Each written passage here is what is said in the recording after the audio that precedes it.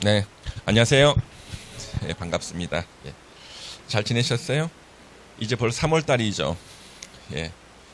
이제 3월 달부터 이제 바짝 달려야 됩니다. 그래서 오늘부터 여러분들 아침에 한 장짜리 자료 나온 거 다 받으셨죠? 이제 이걸 잘 모으셔야 되고요. 3월 달부터는 이제 자료가 계속 나갑니다. 그리고 이제 제가 이제 자료도 수집해야 되는데, 우리 안 좋은 소식인지 뭐 좋은 소식 모르겠습니다만은요. 우리 지난 달 2월 말로 우리 부동산학과 그 출제위원을 담당하시던 교수님께서 많이 은퇴를 하셨어요. 예, 그러면 이제 새로운 출제위원 다 바뀌지 않습니까? 예, 그러면 출제는 좀 바뀔 것 같고, 예, 많이 은퇴하셨어요. 그래서 지난주에 이렇게 뵀더니 은퇴했고, 그다음 우리 공인중개사협회에서 왜 출제하는 쪽과 이렇게 협상하는 그 창구들 있지 않습니까? 지난주에 인사이동이 있었어요. 그래가지고 새로운 담당자가 또 오셨고, 그래서 올해는 좀 경향이 좀 바뀌지 않을까 싶고요. 일단 출제위원장님은 여기 우리 충청도에 있는 대학교 교수님께서 출제위원장이세요. 그래서 하여튼 지금 올해는 조금 더 대비를 해야 되고요. 작년보다 제가 자료를 더 많이 좀 모아서 여러분들한테 문제도 좀 드리고, 체계도가 또 나갈 겁니다. 제 체계도. 근데 또 안 좋은 소식. 공법이 얼마 전에 또 많이 바뀌었어요. 개정이 됐어요. 그래서 요약집이 원래 이번 주 나왔어야 되는데 개정된 거 다 집어넣어서 이제 나올 거예요. 그래서 아마 일주일은 더 걸릴 것 같은데, 제가 제일 싫어하는 게 뭐냐 그러면요, 이거야. 책을 샀는데 산 책이 옛날 책이 돼버려. 그래서 왜 그 추록을 갖다가 왜 가위로 오려가지고 막 풀로 막 붙이고 막 그러잖아요.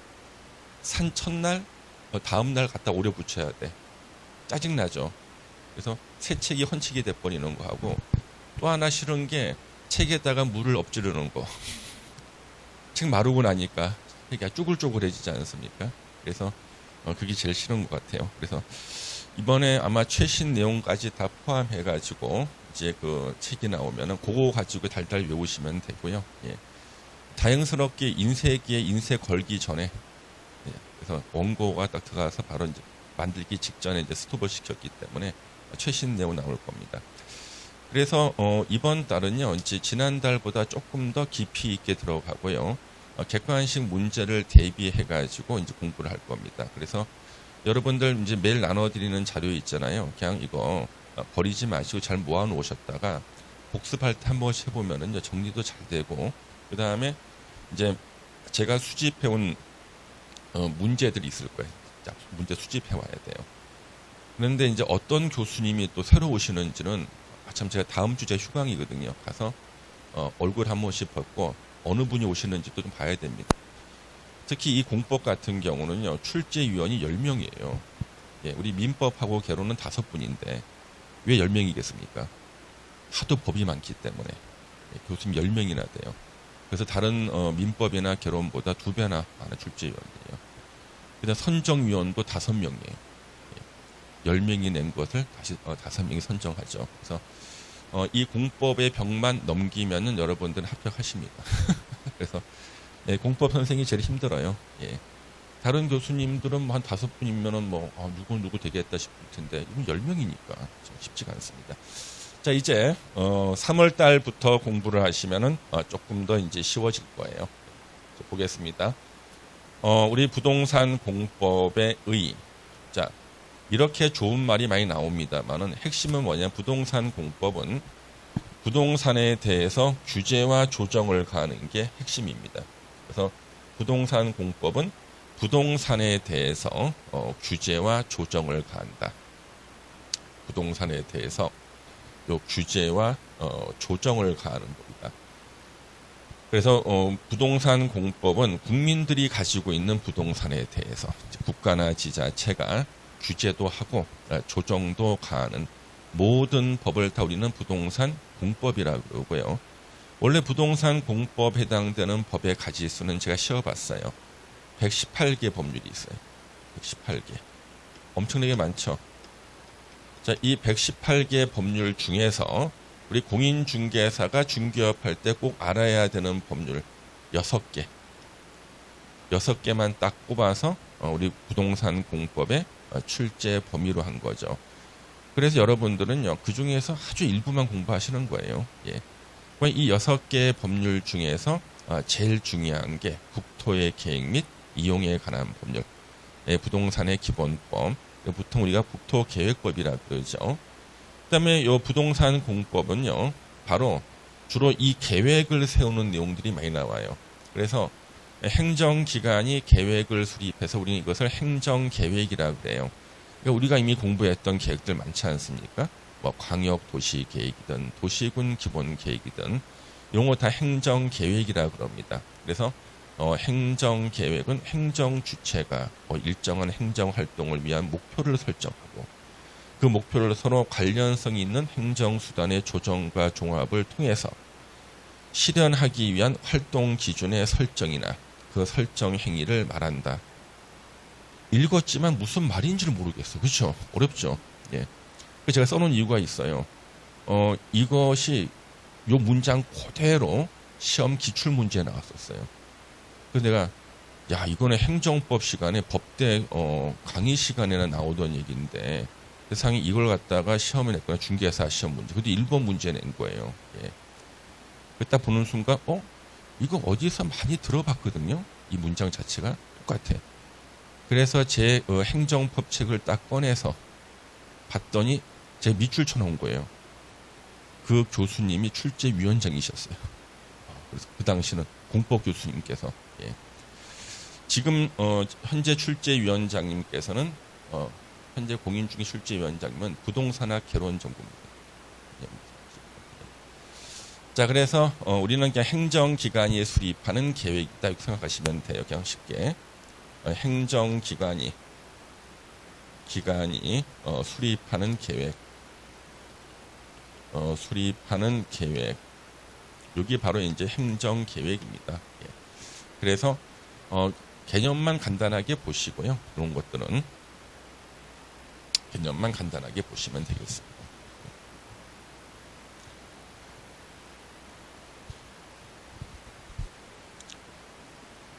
그다음에 이제 행정계획 중에서는 일반인들에게 직접 효력을 미치는 계획이 구속적 행정계획이에요. 일반인들한테 직접 효력이 미쳐. 뭐 이 효력이 플러스로 미치면 괜찮겠지만 마이너스로 미칠 수가 있다. 마이너스로 미치는 것은 개인의 권리를 침해하는 거잖아요. 그렇죠? 요때 개인의 권리를 침해당했다고 주장하시는 분들은요. 행정소송이나 행정심판을 제기할 수가 있어요. 행정심판. 그래서 어떤 계획이 그 계획으로 인해서 피해를 봤다. 그러면 자기는 그 행정기관 상대로 소송을 제기하는데 이 소송 제기는 나의 권리 침해를 구제해 주세요. 내 권리 구제를 법원에 청구하는 것을 행정소송. 그 다음에 상급 행정기관이나 이런 곳에다가 청구하는 거 우리 행정심판이라 그래요. 행정심판은 행정기관에, 행정소송은 법원에. 이걸 합쳐가지고요 행정쟁송이라 그럽니다. 행정쟁송 이런 말을 써요. 이 쟁자가 다툴 쟁자예요. 다툴 쟁자. 쟁하고 송사송자 이렇게 써요. 쟁송. 예. 여러분 참 좋은 시절에 시험 공부하는 겁니다. 예전에는 시험 문제가 한자로 나왔어요. 문제 한자였어요. 읽지를 못해. 예. 아니, 내용은 고사하고 읽지를 못했다니까요. 그래서 하도 이제 원성이 많아가지고 시험 문제를 한글로 내기 시작했죠. 예. 그래서 우리는 행정쟁송하면 행정소송과 행정심판이 있는데 우리 만약에 소송의 대상이 되지 않는다 그러면은 행정심판의 대상이 안 된다 같은 말이에요. 이거는 행정소송의 대상이 되는 게 구속적 행정계 소송 제기할 수 있다. 그러면 그 얘기는 행정심판도 제기할 수 있다. 그다음 이제 비구속적 행정계획은 일반 국민들한테 효력이 안 미쳐요. 일반 국민들한테 효력이 없어. 그냥 행정기관만 효력을 받아요. 그러니까 행정기관만 그 계획을 따르는 거고 일반 국민들한테 효력을 미치지 않는다. 그러면 효력이 안 미치니까요. 권리를 침해할 가능성이 전혀 없죠. 권리 침해 가능성이 없어. 아예. 일단 나한테 효력이 미쳐야지만 효력이 플러스로 미치는지 마이너스로 미치는지 그 판단을 할 텐데 이 일반인들한테는 효력이 안 미치니까요. 이 사람 권리가 침해됐을 리는 전혀 없죠. 그래서 이때는 행정소송의 대상이 되지 않는다. 마찬가지로 행정심판의 대상도 되지 않는다. 그래서 만약에 소송을 제기하면은요. 이것은 재판의 대상이 되지 않습니다. 당신의 권리를 침해했을 리가 전혀 없는데 무슨 재판의 대상이 됩니까? 그래서 부적법 각하라는 거래요. 부적법 각하. 이 각하라는 건 뭐냐면 재판의 대상이 되지 않을 때 재판을 안 열어주는 걸 각하라 그러고요. 만약에 행정소송을 제기했는데 재판의 대상이 됐는데 재판 권리 침해 당했다고 주장하는 사람이 원고예요. 원고의 주장이 이유 없을 때, 그러니까 원고 패소 판결이 청구 기각이라 그래요. 청구 기각. 그래서 청구 기각이 있었다는 건 일단 재판의 대상은 됐어. 그래서 재판해봤더니 권리 침해를 당한 적이 없네 이 사람은. 그러면 원고의 청구를 기각합니다. 그래서 기각이에요. 아예 재판의 대상이 안 되는 걸 뭐라 그래요? 각하. 예. 나 이거 언제 배웠냐 그러면은 민사소송법 공부할 때 배웠구나. 법대 2학년 때. 여러분들은 뭐 학원 오자마자 바로 기각, 각하 막 배우네. 예. 민사소송법에 나와요. 그죠? 예. 자, 그래서 각하는 재판의 대상이 되지 않는다. 친구 두 사람이 이렇게 만나서 얘기를 하다가 야, 우리 집에 고려청자 있어. 진짜야? 진짜라니까. 한번 보자. 야, 이거는 고려청자 아닌데 길에서 파는 건데 2만 원에 티격태격 싸우는 거예요. 그럼 이거 진짜 고려청자인지 아닌지 한번 확인해 보자. 법원에다가 재판 청구하잖아요. 법원이 우리 법원에서는 권리 분쟁에 대한 거라. 권리 침해에 대한 거를 재판하지. 이게 진짜인지 가짜인지 이런 것은 재판의 대상이 되지 않습니다. 부적법 각하당하는 거예요. 그래서 이렇게 이해를 하시면 되겠습니다. 그래서 이런 것들이 이제 기본적인 개념인데 이 용어 자체가 좀 어렵다 보니까 사람들이 읽다가 보면은 이게 무슨 말인가 싶어요. 그래서 한 번씩만 들어두시면 어렵지가 않습니다. 자, 그러면 우리 부동산 공법의 기본법, 국토의 계획 및 이용에 관한 법률. 제목이 길어서 두 번 읽으면 숨이 차. 그래서 국토교통부가 공식적으로 만든 약어가 있어요. 국토계획법. 우리 부동산 공법의 기본법입니다. 이게. 국토계획법은 부동산 공법의 기본법. 그 얘기는 국토계획법을 공부 안 하면 다른 부동산 공법을 읽을 수가 없는 구조로 돼 있어요. 이미 공부하신 분은 아시겠습니다만은 국토계획법에 나왔던 그 얘기가 다시 다른 법에 또 나오죠. 그래서 국토계획법을 공부하지 않으면 부동산 공법 나머지 117개를 읽을 수 없는 구조로 돼 있고요. 여기에 나온 것을 또 다른 법에서 인용해 쓰고 있는 거죠. 그러면 이 국토계획법은 기본법이고 시험 문제는요. 요거 12문제 나옵니다. 12문제. 12문제가 출제가 되고 있어요. 12문제. 그러면 전체 우리 40문제 중에서 12문제니까 분량이 많지 않은 것 같은데 그럴 수가 있겠지만 국토계획법 공부를 안 하면 뒤에 나머지 법도 문제를 잘 맞히기 힘들기 때문에 우리는 이걸 갖다가 3, 4월 달까지는 한 절반 정도의 시간을 투자해서 공부합니다. 근데 이제 5월 달부터는 이걸 갖다가 시간 좀 줄이고요. 다른 법률에 시간을 늘리는 거예요. 이렇게요. 그러면 시험 볼 때까지 공법은 전체가 하나의 과정이에요. 예. 나 제일 부러운 게 중개법. 중개법은 2달이면 다 끝나. 예. 그렇지 않습니까? 예. 조문 200개도 안 돼. 우리는 2,500개 조문이야. 예. 그럼 도무지 이거는 몇 배야 이거는. 그렇죠? 10배가 넘지 않습니까? 그렇죠? 10배가 넘는데 똑같이 일주일에 하루씩 강의다. 예. 그래서 어떤 학생들은 중개법 교수님은요 아주 조문 하나 가지고도 뭐 1시간씩 가르치고 막 그러는 거예요. 뭐 우리는 2,500시간 필요해. 예. 그렇죠? 예. 그래서 여러분들 이 공법은 조금 더 열심히 해주셔야 되고요. 그러면 보세요. 이 국토계획법에서 낼 만한 문제가 얼마나 많은데 12개밖에 안 나오죠. 그래서 자료를 다 모아야 돼요. 전국의 부동산 공법을 출제하실 만한 교수님들. 예. 그건 이제 올해는 이제 빼는 분들이 있죠. 왜? 은퇴하신 분들, 지난달로. 출제 못 하시잖아요. 그렇죠? 이분들 빼고 새로 이제 제일 무서운 사람들이 들어와요. 40대 초반에 그 신입 출제위원들이 제일 무서워요. 왜? 지나치게 의욕적이에요. 예. 의욕적이 무슨 뜻이에요? 역사에 남을 문제를 내고 싶어지는 거예요.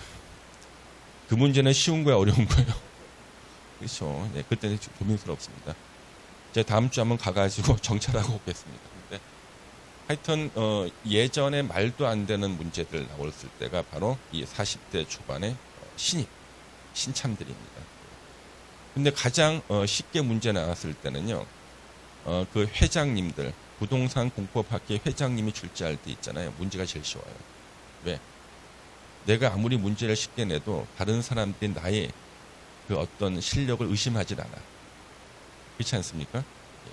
문제 쉬워요. 그다음에 전국에서 석학이라고 불리는 교수님들은요. 학점을 갖다가 다 잘 줘요. 기본이 비학점이에요. 석학이라고 불리시는 분들요. 가장 F를 많이 주는 이제 교수님이 그의 처음 교수님 되신 분들. 그래서 올해 좀 긴장이 됩니다. 올해는 자료를 더 많이 나눠드려야 되기 때문에 여러분들이 잘 좀 모아주세요. 12문제. 근데 12문제 중에서요. 한 8문제 맞히잖아요. 아주 우수한 성적으로 합격을 해요. 정음속으로. 그래서 이 8문제는 항상 우리가 보던 데서 나옵니다. 요것만 주의해 주시면 돼요. 이거는 여러분들이 결석만 안 하고 따라오시면 제가 아예 머릿속에다가 각인을 시켜드릴게요. 그러니까 머리 뚜껑을 열어서 뇌에다가 내가 써. 뚜껑 다시 닫아. 예. 그렇게 할 거니까 걱정할 필요 없으세요. 예. 자, 근데 요거는 우리가 알고 있어야 돼요. 자, 이 국토계획법이요. 2003년 1월 1일 날 처음 시행됐어요. 우리나라의 부동산 제도가 바뀐 게 부동산의 체계가 바뀐 게 2003년도예요. 체계가 바뀌었어요. 2003년 이전이냐 이후냐가 달라져요. 예. 그래서 2003년 이전 이후는 전혀 다르다. 예. 자, 그래서 우리가 부동산에 대한 최초의 법률이 요 도시계획법이라는 법이 있었습니다. 도시계획법이 1962년도에 만들어졌어요.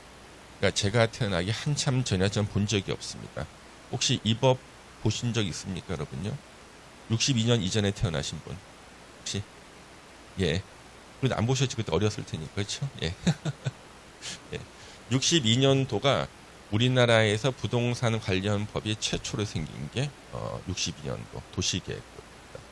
그래서 여기요 2002년도까지 있었어요. 그러니까 40년간 이게 적용이 됐는데 이 법은요 도시지역에만 적용됐어요. 도시지역에만. 그러면 도시지역이 아닌 곳 어디예요? 관리지역, 농림지역, 자연환경 보전지역 같은 데는 72년도에 법을 만들었어요. 국토이용관리법이라는 걸 만들었습니다. 그래서 72년도부터 2002년도까지 30년간 적용한 법이 국토이용관리법이에요. 그래서 예전에는 법이 2개가 있어요. 기본법이.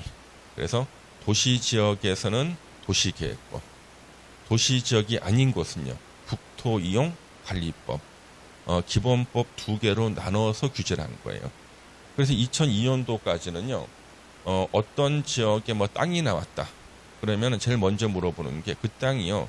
도시지역 땅입니까? 도시지역이 아닌 곳 땅입니까? 먼저 물어봐. 도시지역 땅이라면 출발이 뭘로 시작하는 거예요? 도시계획법으로. 도시지역이 아니다 그러면 출발이 국토이용관리법을 출발하는 거예요. 그래서 2002년도까지 공인중개사 시험은 요 2개 법이 시험 범위였어요. 2002년도니까 13점이구나. 13회 공인중개사 시험이었을 때. 그래서 13회 시험은 역사상 수험생들이 가장 공부를 안 하고 시험장에 간 해가 이때예요. 2002년도 뭐 했나? 월드컵. 세상에. 그때는 동영상도 없었거든요. 그래서 한 학원마다 그때 제가 대전에서 강의를 했었는데요. 600명이었어요, 학생이요. 오전 반, 저녁 반 600명이었어요. 맨 뒤는 안 보여. 운동장 같아. 운동장. 예. 중간에 테레비가 한 7, 8대 있었고요. 예. 동영상도 없으니까요. 그래가지고 그때 13회 때인데 세상에 학생들이 월드컵 응원하러 가고 보다가 아침에 안 나와. 절반이, 태반이. 특히 남학생들은 다 안 나와. 아저씨들은. 예. 누님들만 좀 나와 있고. 예. 공부 제일 안 했던 게 이때입니다. 근데 이때 이제 이분들이 이제 월드컵 끝나고 난 다음에 마음이 급해지는 거지. 외우면서. 야, 올해 이제 우리 시험 못 붙으면 큰일 난대. 내년부터는 요 두 과목이 없어진대. 두 법률이. 그래서 뭐 국토의 무슨 법으로 바뀌어가지고 우리 힘들어지니까 우리 붙어야 된다고. 그래서 그때는 요 두 개가 기본법으로서 시험에 나왔었죠. 그럼 요 법의 제정 과정 이걸 갖다가 감정평가사 시험에 출제를 하는 거예요. 감정평가사 시험에서. 우리 국토계획법이 국가자격시험의 시험 과목으로 들어가 있는 게 우리 공인중개사 시험하고요. 감정평가사 시험 두 개예요. 그래서 감정평가사 시험이 이렇게 물어봤어요. 다음 중 국토계획법에 대한 설명으로 틀린 것을 찾아라. 1번 국토계획법은 종전에 도시계획법과 국토이용관리법을 통합해서 제정한 법률이다. 지문에 나와. 지문에. 예. 2번 도시계획법은 도시지역에 적용했다. 3번 국토이용관리법은 도시지역 외지역에 적용했다. 4번 국토관리체계를 국토계획법에서 이원화했다. X지. 이게 바로 관리체계가 이원화되어 있는 거죠. 그렇죠? 둘로 나눴잖아요. 도시지역과 아닌 곳으로. 그러다가 국토계획법으로 바뀌면서 통합이 됐어요. 그래서 일원화가 된 거예요. 일원화가 됐다. 하나로 통합이 된 거죠. 일원화가 된 거다. 그래서 이제는요. 도시지역이든 도시지역이 아니든 다 똑같은 국토계획법으로 부동산 규제가 시작된 겁니다. 몇 년도부터? 2003년 1월 1일부터. 그래서 2003년 1월 1일부터 여기 있는데 그러면 두 개의 법을 언제 통합했냐 그러면 2002년 여름에 통합했어요. 효력 발생 시기는 2003년 1월 1일. 두 개가 하나로 통합이 되면요. 엄청난 혼란이 생겨요. 왜? 부동산을 가진 사람은 자신의 부동산의 재산 가치가 바뀌어요. 두 개의 법이 통합이 돼버리면요.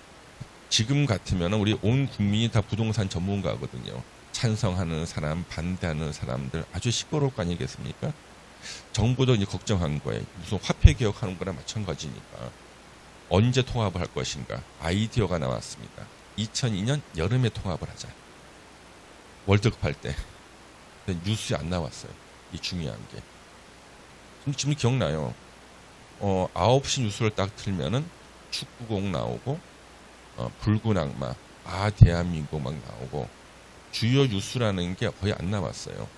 그래서 사람들이요, 뉴스에서 이 두 개가 통합하는 것을 듣지를 못했습니다. 그리고 이제 그 월드컵 끝나고 보니까, 통합이 돼서, 반대할 사람도 없어서 다 축구장에 가 있었거든요. 그래서 2003년 1월 1일 날부터 시행이 됐고요. 그래서 2003년 1월 1일부터 이게 시행이 되는데, 통합하고 난 다음에 1월 1일부터는 이걸 적용할 공무원들, 공공기관 직원들이 이 법을 알아야 될 거 아니겠습니까? 교육을 해야 돼요. 월드컵 기간 중에도. 저한테 이 연수원에서 연락이 왔습니다. 저 박종철 교수님이시죠. 저 교수 아니고요. 당시 제가 용인대학교 시간 강사였거든요. 행정법. 저 강사인데요. 그 교수님이시죠 하면서 요 통합법인 국토계획법 강의를 해달라는 거예요. 그래서 제가 아니 명망 있는 교수님들 많은데 왜 저한테 맡기세요? 다 월드컵 봐야 되기 때문에 거절하신 겁니다. 우리 안 한다. 월드컵 봐야 된다. 왜냐하면 통합한 것을 강의하려고 그러면요. 강의 교환을 만들어야 돼요. 지금은 컴퓨터로 만들잖아요. 그때는 글자로 그냥 씹는 거야. 그때는요. 지금은 틀려요. 거의. 아래야 한글 1.53이라는 도수형 프로그램을 막 쳐가지고. 그래서 다 거절해서 결국 저한테까지 온 겁니다. 그래서 요때 제가 처음으로 요 국토계획법을 강의를 했고요. 지금까지 하고 있어요. 지금까지 공공기관 직원들은 저한테 지금도 배우고 있습니다. 왜? 이 기본법은요, 1년에 한 5번 이상이 개정이 돼요. 작은 거 합친 5번. 법, 시행령, 시행규칙이. 그러면 이게 매년 개정된 것이 차곡차곡 쌓여 있어야지만 강의를 할 수가 있거든요. 그 공무원들 상대로. 예. 근데 그걸 할 수 있는 사람이 없지 않고, 옛날에 하던 사람 할 수 있으니까. 저는 이제 제 머리를 흔들면 안 됩니다. 이거 차곡차곡 쌓은 거. 예. 예. 그렇다는 거죠. 예.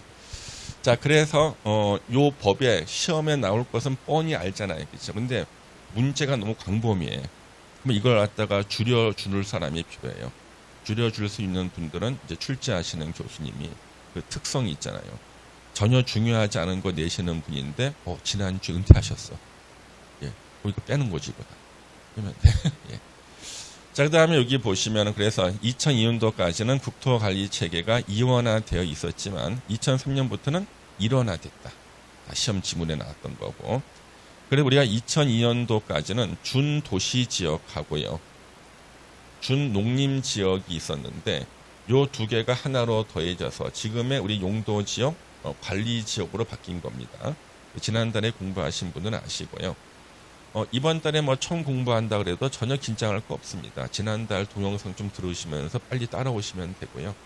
근데 늦게 좀 시작하신 분들은 남들보다 조금 더 열심히 하셔야 돼요. 세상에 이것도 이제 시험에 내더라니까요. 감정평가사 시험에서. 주변에 감정평가사분 있으면 저를 한번 물어보세요. 우리나라 감정평가사들은 저한테 다 의무 교육을 받고 있습니다. 자, 우리 아까 봤던 행정기관이 수립하는 계획이 행정계획이잖아요. 이 행정계획은요, 앞으로 우리가 계속 보게 되는 기본적인 계획들, 요 4가지가 기본이에요.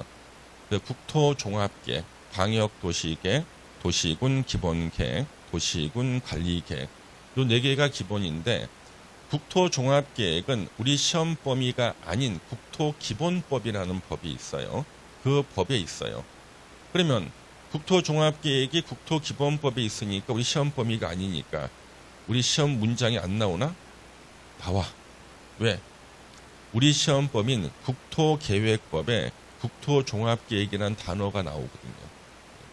이게 부동산 공법에서는 최상위 계획이에요.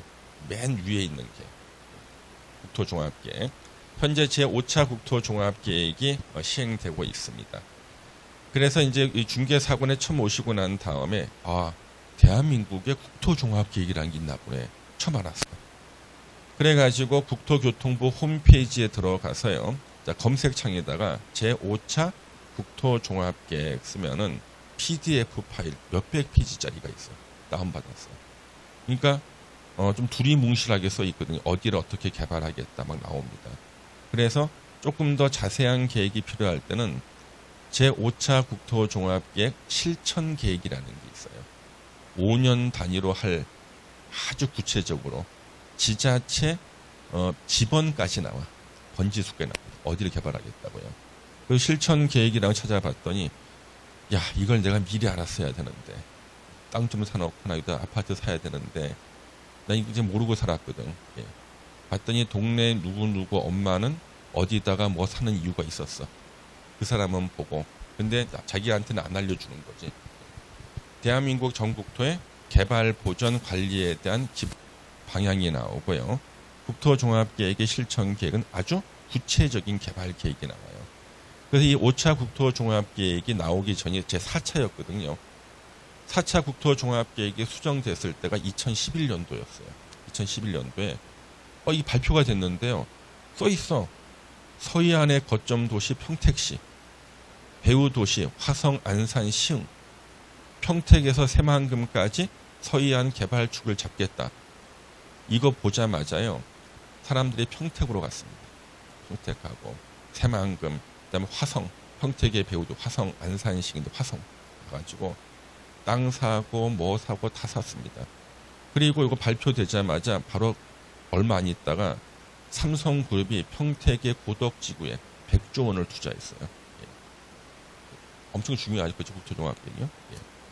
그래서 이제 이걸 갖다 보신 분들이 세상에 나라에서는 어디를 어떻게 개발하는지를 다 알려주는구나. 그런데 왜 우리는 모르고 있을까? 정부는 다 알려줬는데 예. 정보에 접근하는 방법을 몰라서는 거예요. 안타깝죠, 그렇죠? 그다음 국토종합계획은 2006년도에 발표했던 4차 계획에는요, 공공기관 지방 이전 그래가지고 그때 이제 이 세종시, 그죠? 예. 충남 영기군이었는데, 그다음에 뭐 한국산업단지 공단은 대구로, 영화진흥위원회 캠코, 허그는 부산으로 다 흩어났거든요. 그다음 진주로 간 게 LH공사. LH공사가 제일 불쌍하게 됐습니다. 진주로 갔거든요. 진주 SRT 서울 수서역에서요, 진주 가는 것은 하루에 2개밖에 없어요. 제가 2대밖에 없습니다. 부산은요, 그냥 1시간에 2대씩 3대씩 있어요. 예. 부산으로 간 데는 잘 됐죠. 예, 근데 진주 같은 경우는 차가 2대밖에 없다니까요. 예. 그러니까 힘들지, 그렇죠. LH가. 자, 그래서 여기 국토종합계획은요, 여러분들이 잘 보셔야 됩니다. 예, 근데 시험에서는 요 단어만 나오니까 그렇고, 여러분들이 시간 나셨을 때 내가 이제 부동산 관련 일을 하겠다, 좀 투자를 해보겠다, 어디에다 뭘 사야 되겠다, 그러면 기본적으로 한번은 살펴보셔야 되겠죠. 최상위 계획, 국토종합계획. 그 밑에 우리 시험범위 이제 국토계획법에 나오는 3개의 계획이 있고, 요 계획은 뒤에 도시개발법 이런 데 다 나옵니다. 자, 광역도시계획 2개 이상 도시를 하나로 묶어서, 그렇죠? 2개 이상 도시를 하나로 묶어서, 우리 광역이란 말 쓰면 2개 이상 도시를 전제로 할 때 광역이란 말 써요. 도시를 묶어서 도시의 기능하고 역할을 분담시키는 계획. 2개 이상 도시의 기능 역할을 분담시키는 게 광역도시계획. 전국에 10개 수립되어 있습니다. 10개나 수립되어 있어요. 그럼 여기 여러분들이 현재 앉아있는 요 땅은요, 행복도시권 광역도시계획이에요. 여러분들이 앉아있는 요 땅에는 적용되는 게 행복도시권 광역도시계획이 적용되고 있어요. 그래서 세종시와 대전광역시를 중심으로 충청남북도의 도시들 2개를 빼고 다 묶어놨어요. 서로 기능 역할 분담. 충청도 지역에서의 군사 기능을 담당하는 데는 어딜까요? 예. 우리 군사도시 어디 있어요? 계룡시. 예, 군사 담당. 그 다음에 이제 그 행정 담당은요, 세종시. 그렇죠? 그 다음에 무슨 교육 담당, 이런 것은 뭐 대전광역시 이런 식으로 해서 막 넣고, 충청남북도에서 버림받은 도시 2개 있습니다. 예, 당진하고 서산. 당진하고 서산입니다. 그래서 당진하고 서산만 빠져 있어요. 행복도시권. 거기는 행복하지 않다는 뜻이겠네. 당진하고 서산은. 예. 그래서 행복도시권 광역도시계획. 그러면 충청남북도에 있는 도시들의 기능과 역할을 다 분담시켜놓은 계획이 되겠습니다. 요 밑에 이제 어느 도시의 목표를 정하는 계획이 나와요. 목표. 공식 명칭 도시군 기본계획. 가운데 점이 찍히고 군자 들어갔죠. 너무 짜증나. 그래서 옛날에는 그냥 도시 기본계획이었는데 2012년도에 국토부가 정신이 나갔는지 갑자기 점을 찍고 군자를 다 집어넣었어요. 그리고 더 기분 나쁜 것은 만약에 그 도시가 시, 특별시, 광역시, 특별자치시, 그냥 시 또는 특별자치도일 때는 옛날처럼 부른다. 점하고 군자 띄고 도시 기본계획이라고 부른다는 거예요. 그러면 뜻도 안 바뀌고 점하고 군자를 넣을 필요가 없는데도 이렇게 넣어놓은 거예요. 미스터리 아니에요. 미스터리. 예. 그래서 공식 명칭은 도시군 기본계획이지만 여기는 지금 세종시면은요, 세종시 도시 기본 계획, 서울시 도시 기본 계획 이렇게 부르면 되죠. 그 다음 여기 도시군 관리 계획, 역시 시나 특별자치도는 도시 관리 계획이라 부르고요. 그래서 어느 도시의 목표를 정하는 게 도시 기본 계획. 그 목표 달성을 위한 토지 이용 계획. 토지 이용 계획이 도시 관리 계획이에요. 토지 이용 계획이. 그러면 자, 어느 도시의 목표? 만약에 경상북도 경주시다. 경주시의 목표 관광 도시가 되겠다. 관광의 중심지가 되겠다. 그러면 경주시의 토지 이용 계획을 봤더니요. 관광에 필요한 뭐 숙박시설이라든가 숙박시설이나 그 다음에 뭐 문화재라든가 등등 이런 것들이 차지하는 비율이 엄청나게 높아요. 왜? 목표가 관광의 중심지가 되겠다. 그 다음에 충청남도 천안시 목표 교통의 중심 도시가 되겠다. 천안시는요 1000년간 전국 교통의 중심 도시예요. 1000년간. 그래서 전국의 간선도로가 뚫린 게 딱 1000년 전이었습니다. 고려시대 중기에. 그래서 그 전에는요 고려 초기만 해도요 전국에 간선도로가 없었어요. 그래서 예전에 봤더니 남부지방에서 중부지방으로 올라오는 지름길이 문경세제예요. 거기만 막고 있으면 중앙으로 못 올라와요. 문경세제만 막고 있으면은. 근데 전국에 간선도로가 뚫린 게 딱 1000년 전 고려 중기입니다. 그래서 경상도, 충청도, 전라도에서 올라오는 간선도로가 만나는 곳이 천안 삼거리. 그래서 천안은 1000년간 교통의 중심 도시예요. 그래서 KTX를 처음 뚫었을 때 서울에서 대전까지 한 번에 가게 돼 있었는데 천안에서 이의를 제기한 겁니다. 천안에 한 번 정차를 해야 된다. 왜요? 그랬더니 우리는 1000년간 교통의 중심지야. 어떻게 한번 섰지. 그래서 40분 만에 가야 될 게 50분이 걸려 대전까지 가는데요. 한번 쓰는 바람이죠. 자, 그래서 목표를 정하는 계획이 도시 기본 계획, 목표 달성을 위한 토지 이용 계획이 도시 관리 계획이에요. 그러면 우리나라에서요 부동산 관련 사례가 다 있는 도시가 어디냐 그러면은 안산시예요. 경기도 안산시. 경기도 안산시는요 아주 특이합니다. 부동산에 관련된 모든 사례가 다 있어. 안산시가요. 그래서 부동산 공부할 사람은 안산의 사례를 보면요 다 사례 위주로 공부할 수가 있고요. 또 안산은요 우리나라의 그 강력 범죄는 다 안산에서 다 있어요. 그래서 안산에서 범죄학 연구하시는 분이 이제 안산에 가서 연구를 합니다. 갔다 실종돼. 갔다가요. 예. 그 안산에 무서운 동네에 있습니다. 원곡동이라고 있습니다.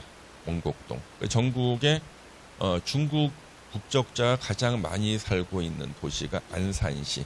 그 중에 단원구. 그 중에 원곡동. 안산시가 있죠. 그래서 안산시 같은 건 특이하게요. 기존의 구도시 옆에다가 신도시를 만든 거예요. 이 신도시도요. 수자원 공사가 만들었어요. 그러니까 바다에 접해 있으니까 수자원 공사는 댐 관리, 물 관리하는 곳인데 너네들이 물을 잘하니까 물에 접해 있는 도시를 한번 개발해 봐라. 그래서 수자원 공사가 안산 신도시를 만들었습니다. 그래서 이 안산의 목표 공업 도시가 되겠다. 안산의 도시군 관리 계획 보면요. 다른 도시에서 공장 부지로 쓰는 면적이 엄청나게 넓어요. 목표가 공업 도시니까. 그래서 어느 도시의 목표를 정하는 게 도시군 기본 계획. 목표 달성을 위한 토지 이용 계획, 도시군 관리 계획. 이 두 개를 합쳐서 우리는 공식 명칭은 도시군 계획이라 그러죠. 공식 명칭. 시나 특별자치도일 때는 도시 계획. 그러면 이 부동산 공부를 처음 하시는 분도 들어본 말이 있대요. 도시 계획이라는 말은 들어봤대. 도시 계획이라는 말. 혹시 도시 계획이라는 말도 처음 듣는 분 계세요? 저는 어렸을 때 들었습니다. 도시 계획 가지고. 예. 우리 어머니께서 복부인이었거든요. 어머니께서 집만 하나 사시잖아요. 그러면은 1년 있으면 집값이 2배 올랐어요. 저는 초등학교 1학년부터 6학년 동안 6년간 제가 성북구, 강북구 쪽으로만요, 이사를 한 5, 6번 다닌 것 같아요. 예. 그러니까 어머니께서 집을 딱 허름한 집을 사서 조금 수리를 하고 페인트 칠을 새로 하고 끝나고 나면은 그 앞에 도로가 뚫려요. 그래서 엄마에게 도로가 뚫렸다니 엄마가 도시계획 때문에 그래. 난 그때 어렸을 때부터 도시계획으로 도로를 뚫는구나 생각했습니다. 예. 조기교육.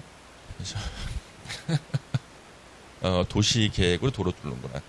그러면 우리 그 도시계획은 뭐예요? 도시 기본계획과 도시관리계획을 합쳐서 부르는 게 도시계획입니다. 그리고 이렇게 이제 행정계획은요, 상하 관계가 있어요. 그래서 하위 계획은 상위 계획에 부합해야 돼. 이거 매년 시험에 한 문제는 나오죠. 자, 도시관리계획은 도시기본계획에 부합해야 된다. 도시기본계획은 광역도시계획에 부합. 광역도시계획은요, 국토종합계획에 부합하여야 한다. 시험 문제. 그 다음에 우리 시험 범위가 아닌 것이 있어요. 수도권 정비계획이라는 게 있습니다. 서울, 경기, 인천을 우리가 수도권 그러거든요. 서울, 경기, 인천에 우선 적용되는 계획이 수도권 정비계획입니다. 그러면 수도권 정비계획은요, 수도권 정비계획법이라는 요 법에서 나와요. 수도권 정비계획이 시험에 나올까요? 안 나올까요? 나와. 시험 범위는 아닌데 나와. 예, 아닌데 시험 지문에 나온다는 거죠. 그래서 이 수도권 정비 계획은 시험 범위는 아닌데 시험에 나온다. 그래서 수도권 정비 계획에서는요, 수도권을 3개의 권역으로 나눠놨거든. 이게 시험에 나오는 거예요. 과밀 억제 권역,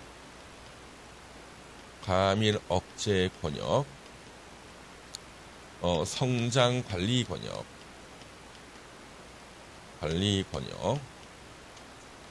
그리고 자연 보전 권역, 3개로 나눠놨어요. 그래서 요렇게 이제 수도권이 이렇게 있다. 요 서울이 있고요. 서울 전부 다 과밀 억제 권역이에요. 북쪽으로는 의정부, 남쪽으로는 수원까지가 과밀 억제 권역. 과밀 억제 권역은요, 인구 집중 유발 시설, 인구 집중 유발 시설, 신설 금지. 인구 집중 유발 시설의 대표가 대학이나 산업단지예요. 그러니까 산단이라 그러거든요. 산업단지, 신설 금지. 서울 전부다. 북쪽으로 의정부, 남쪽으로 수원까지예요. 그 다음에 우리가 수도권 동쪽에요. 수도권 동쪽에 양수리라는 곳이 있습니다. 양수리. 그래서 수도권 동쪽에 수지를 보존하는 곳이 자연보전구역이에요. 수도권 동쪽에 수질 보전. 양수리. 양쪽에서 물이 온다고 합니다. 양수리. 지금은 두물머리라고 그러더라고요. 두물머리. 저는 양수리로 대학원 때 배웠습니다. 그러면 양수 옆에 댐이 하나 있어요. 무슨 댐일까요? 양수리 옆에 있는 댐. 팔당댐이라고 있어요. 팔당댐은요, 전국에서 제일 중요한 댐이에요. 왜냐하면 수도권에 사시는 2,500만 명이 먹는 물을 바로 팔당댐에서 공급을 해요. 그러니까 수도권 2,500만 명의 식수원을 공급하는 댐이 팔당댐. 그래서 물을 이렇게 버렸을 때요, 물이 팔당댐으로 가는 지역이 자연보전권역이에요. 자연보전권역. 그래서 정부의 중요한 정책, 팔당댐의 수질을 보호하기 위해서 물을 버렸을 때 물이 팔당댐으로 가는 지역을 다 자연보전권역이라고 하고, 지을 수 있는 건축물의 규모, 폐수 배출량 제한, 오염물질 배출을 제한하는 곳이 자연보전권역이에요. 그래서 자연보전권역에 다 들어가 있는 도시들이 있잖아요. 경기도, 광주, 여주, 이천, 가평, 양평 5개의 시군은요. 도시 전체가 물 범위의 물이 8당으로 가. 경기도, 광주, 여주, 이천, 가평, 양평. 예. 여기에 살던 분들이요. 자기 동네가 왜 그렇게 수질 규제가 심한지를 갖다가 중개사 학원 와서 공부가 처음 알았어. 자, 맞아. 광주, 여주, 이천, 가평, 양평 5개. 그 다음에 용인시의 절반, 처인구가 자연보전구역이에요. 용인시 기흥구와 수지구는 인구 집중 유발 시설 신설이 가능한 곳이에요. 대학교라든가 그 다음에 산업단지 신설이 가능한 성장관리권역이에요. 나머지가 다 성장관리권역이에요. 나머지가. 예. 그래서 용인시 기흥구 수지구는 성장관리권역 허가가 잘 나와. 근데 처인구는요 자연보전권역에서 허가가 안 나와요. 그래서 용인도요 땅값이 천지 차이야. 같은 용인이라도. 같은 용인에서 좋은 땅 나왔다고 전화가 온다. 기획부동산에서 100% 처인구야. 그렇죠? 처인구. 그 다음에 남양주는요 3개의 권역에 다 걸쳐요. 남양주는요 3개 다 걸칩니다. 남양주에 안 사는 분들한테 남양주에 아는 지명을 물어봤어요. 별내, 진접, 진건, 오남, 와부, 퇴계. 여기가 남양주의 성장관리권역이에요. 아파트 막 짓는 거 이게. 그래서 남양주 인권 늘어난 거죠. 남양주의 자연보전권역, 물범위 8당으로 가는데 남양주시 화도, 조안면, 수동면 이 중에서 조안면이 규제가 더 강해. 조안면. 그래서 남양주에서 가장 수질 규제가 강한 데가 조안면. 조안면에 사시는 분들은 주택을 증축, 개축하기도 힘들어요. 그래서 집집마다 전과자가 한 명씩 있는 거지. 예, 불법 증개축을 해야 되거든. 그래서 할머니가 총대를 메고 나는 사회활동을 안 하니까 벌금형 괜찮다. 그래서 할머니께서 총대 메시고 할머니 이름으로 불법 증개축하고 벌금형 받고 예. 젊은 사람이 그러면 안 되니까 그렇잖아요. 그렇죠? 그게 조합면. 다 자연보전권역입니다. 그러면 이걸 갖다가 이게 시험에 나온다니까 이게 시험에 나와. 시험 범위는 아닌데 왜? 우리 시험 범위인 국토계획법을 비롯한 다른 법률에 이 수도권 정비 계획 이 내용을 인용해서 법조문을 만들어놨어요. 그래서 아니 시험 범위는 아닌데 우리 공부하다 보면 시험 문제 수도권 정비계획법상 과밀업체권역에서는 수도권 정비계획법상 자연보전권역에서는 이게 무슨 의미인지를 알아야지만 우리 시험 문제를 풀 거 아니에요. 시험 범위는 아닌데 알아는 놔야 되는 거죠. 예. 그래서 우리가 성장관리권역은 경기의 북부도 있고요. 남부도 있어요. 양주, 포천 이런 데는 군사시설 보호구역이라서 성장이 안 돼. 남쪽이 있는데 어디예요? 평택, 화성, 안산 이런 데가 다 성장관리권역. 그러면 인구가 늘어나는 곳이 다 성장관리권역이에요. 그래서 현재 수도권에서요 몇 년 사이에 인구 증가율 1위인 도시가 경기도 화성시예요. 화성시는 50만 넘은 지도 얼마 안 됐는데요. 지금 벌써 100만이. 그래서 2011년도에 서해안의 거점 도시 국토종합계획에서 평택, 배후도시 화성, 안산, 시흥. 야, 그러면 평택의 배후도시가 화성이구나. 화성에서 다 물건 만들어서 평택학 신을 나누는구나. 그래서 평택 고덕지구에 바로 2011년도에 삼성이 100조 원 투자하고 화성이 배후도시로 땅 파고 계속 건물 짓는 거예요. 그래서 이 화성은 옛날에는 우리 화성 하면은 무서워서 못 지나갔다니까. 특히 이쁜 여자들은 지나가면 안 된다 그랬습니다. 화성이. 지금은 전혀 무섭지 않은 동네야. 하도 개발을 많이 해서 사람을 몰래 묻을 땅도 없어지는 거예요. 예. 묻을 땅이 있어야지 무섭지, 그렇죠? 예.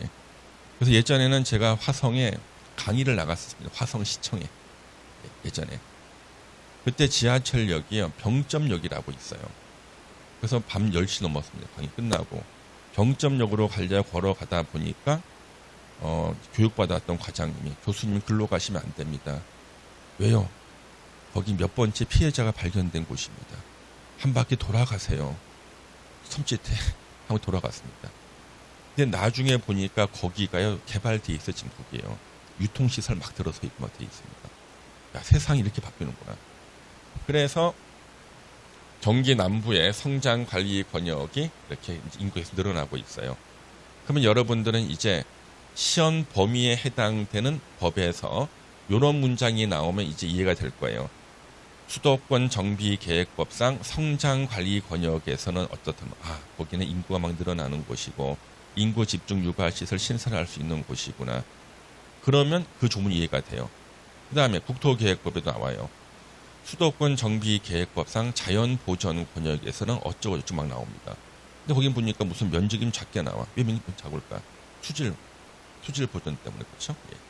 이런 것만 아시면은 외우지 않아도 우리 시험 범위에 해당되는 것을 이해를 할 수가 있습니다. 그래서 이렇게 우리는 행정계획을 정리했고 항상 나오는 게 요 상하관계, 하위는 상위 계획에 부합하여야 한다. 이것이 매년 시험에 나온다는 겁니다. 그것만 정리하시면 되겠어요. 여기까지 보셨고 잠시 쉬었다가 요 행정조직의 측에 한번 간단히 보시겠습니다. 쉬었다 하겠습니다. 예.